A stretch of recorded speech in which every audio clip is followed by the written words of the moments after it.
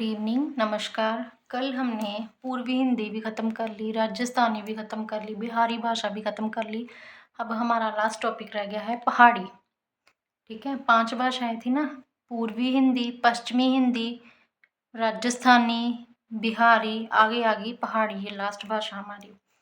गुड़वाली कुमाऊं के पश्चिमी शोर से जमुना तक का भूभाग केदार खंड कहलाता है। कहते हैं कि जो गुड़वाली है, कुमाऊं है, जो हिमाचल पहाड़ों के देश हैं, उसमें पश्चिमी शोर से जमुना तक, पश्चिम से लेके जमुना तक भूभाग के दारखंड कहलाता है। मध्यकाल के पवार राजपूतों और पाल वंश का शासन था। मध्यकाल में, जब मध्यकाल आया था, उसमें पवार राजपूतों और पाल वंश का शासन था।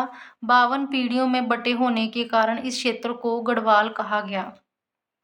कहते 52 पीढ़ियाँ, ठीक है, 92, 52 पीढ़ियों में बटे होने के कारण इस क्षेत्र को गढ़वाल कहा गया। ठीक है, इसकी बोली गढ़वाली है। ये एक इतिहास है गढ़वाली का, गढ़वाली बोली का और गढ़वाल का, कि वहाँ की 52 पीढ़ियों में बटे होने के कारण इसे गढ़वाल कहा और इसकी बोली को गढ़वाली।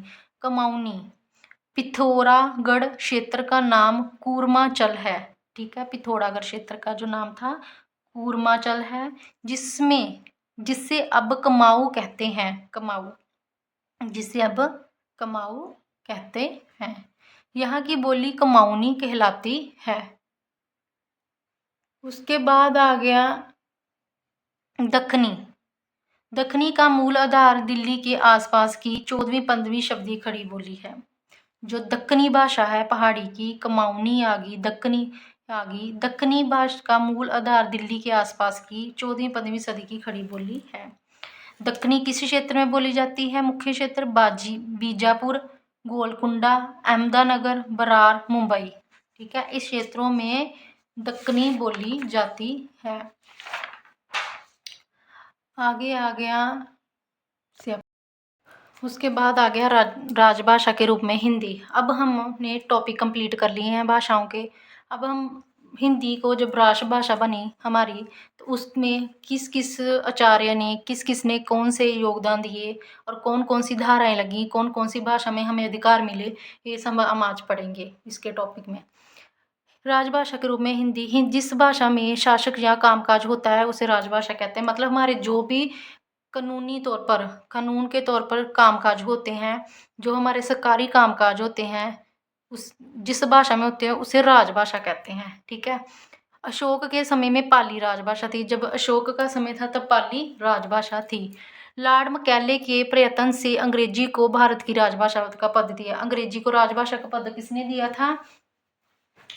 लॉर्ड मैकाले ने। ये क्वेश्चन, छोटे छोटे पॉइंट, बहुत इंपॉर्टेंट क्वेश्चन है, ये हमें पूछे जाएंगे। उर्दू के स्थान पर हिंदी को कचहरियों के में स्थान दिलाने के लिए सबसे पहला प्रयत्न किसने किया था?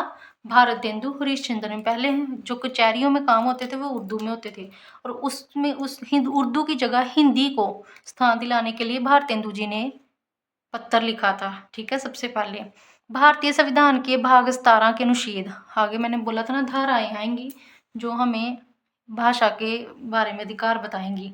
भारतीय संविधान भाग 17 के अनुच्छेद 343 351 तक राजभाषा संबंधी है, स्थान है। मतलब जो भाग 17 है और अनुच्छेद हमारा जो 343 351 तक जितने अनुच्छेद आएंगे, इसमें हमारी राजभाषा के संबंध में आएंगे। भारतीय संविधान में हिंदी को 14 सितंबर 1949 को गोपाल स्वामी आयगर में हिंदी को राजभाषा के रूप में प्रस्तुत किया। 14 सितंबर 1949 को गोपाल स्वामी ने, ध्यान में रखना, ठीक है, हिंदी को राजभाषा में रूप में प्रस्तुत किया। अब हमारा जो हिंदी दिवस है वो 14 सितंबर को ही मनाया जाता है। इसी दिन को भारत में राजभाषा घोषित कर दिया गया था हिंदी को। संविधान की धारा 120 के अनुसार, आगे कौन सी धारा आ गई? 120 धारा, संसद में कार्य हिंदी या अंग्रेजी में किए जाएंगे। जो जितने भी संसद के कार्य वे हिंदी या इंग्लिश में ही, अंग्रेजी में ही किए जाएंगे, धारा 120 के अनुसार। अनुच्छेद 344, इसमें कहा गया कि भारत संघ की राजभाषा हिंदी, राष्ट्रीय लिपि देवनागरी होगी। 344 के अनुसार जो राजभाषा हिंदी है उसकी जो राष्ट्रीय लिपि है वो कौन सी होगी? देवनागरिक लिपि। देवनागरिक लिपि किसकी होगी? हिंदी की। ये कौन से अनुच्छेद में आ गया? 344 में। आगे धारा 120 के अनुसार लोकसभा को अध्यक्ष या राज्यसभा का सभापति किसी सदस्य को मातृभाषा में संबोधित करने की अनुमति दे सकता है। जब कोई अपना पक्ष रख रहा हो लोकसभा में या राज्यसभा में, तो धारा 120 के अनुसार वह अपनी मातृभाषा में भी पक्ष रख सकता है। इसकी अनुमति कौन देता है? अध्यक्ष लोकसभा का। ठीक है। 7 जून 1955 को प्रथम राजभाषा आयोग का गठन किया गया। 7 जून 1955 को प्रथम राजभाषा का आयोग गठन किया। इसके प्रथम अध्यक्ष बाल गंगाधर खर है। कौन है? बाल गंगाधर खेर।